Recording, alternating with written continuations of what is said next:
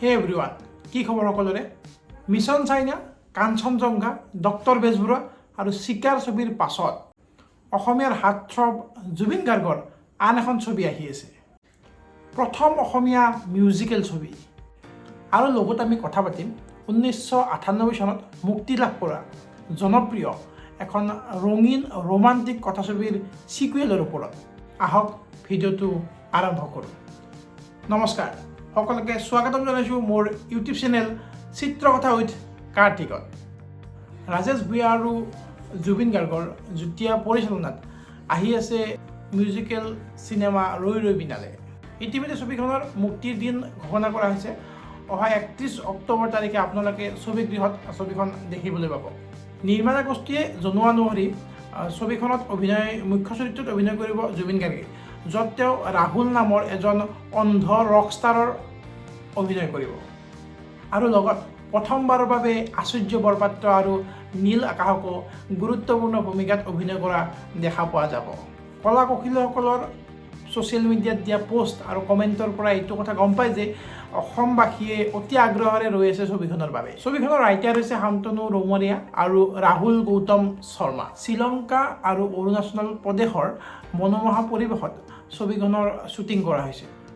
আৰু ছবিখনৰ দৃশ্যগ্ৰহণৰ বাবে ফাৰ্ষ্ট টাইম এনমাফিক লেন্স ব্যৱহাৰ কৰা হৈছে। আশা কৰোঁ নতুন ৰূপ, নতুন অভিজ্ঞতা লাভ কৰিব দৰ্শকসকলে। আৰু ছবিখনৰ টিজাৰ ট্ৰেইলাৰ আহিলে আমি ইয়াৰ ওপৰত বিতংকে আলোচনা কৰিম। এতিয়া আহিছোঁ আন এখন ছবি। 10 অক্টোবৰত ছবিগৃহত মুক্তি লাভ কৰিবলগা ছবি যৌৱনে আমনি কৰে 2ৰ ওপৰত। তাৰ মাজতে মই সকলোকে ধন্যবাদ জনাইছোঁ মোৰ ভিডিঅ'বিলাক চোৱাৰ বাবে। লাষ্ট ভিডিঅ'টোত যথেষ্ট ভিউজ আহিছে, চ' এনেকৈ মৰম দি যাব আৰু চেনেলটোত ছাবস্ক্ৰাইব কৰি দিব। 90ৰ দশকৰ শেষৰ পিনে অসমীয়া ছবি জগতত বহুদিন ধৰি চলি থকা মন্দাৱস্থাৰ অন্ত পেলাই ছবিগৃহত আহিছিল যৌৱনে আমনি কৰে, যিয়ে দৰ্শকক পুনৰবাৰ অসমীয়া ছবিৰ প্ৰতি আগ্ৰহী কৰি তুলিছিল। সেই সময়ত ছবিখনৰ নামটোক লৈ যথেষ্ট বিতৰ্কৰ সৃষ্টি হৈছিল।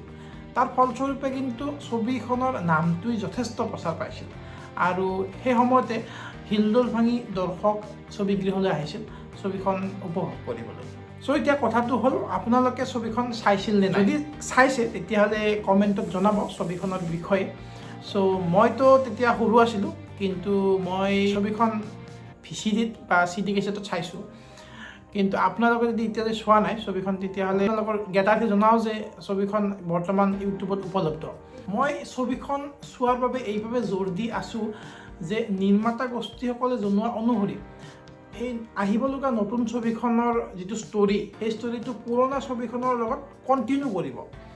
চ' এই ছবিখন ভালকৈ বুজি পাবৰ বাবে বা ৰিলেট কৰিবৰ বাবে আপুনি পুৰণা ছবিখন চোৱাটো দৰকাৰ বুলি মই ভাবোঁ। সেইকাৰণে মই আপোনালোকক ছবিখন চোৱাৰ বাবে ছাজেষ্ট কৰি আছোঁ।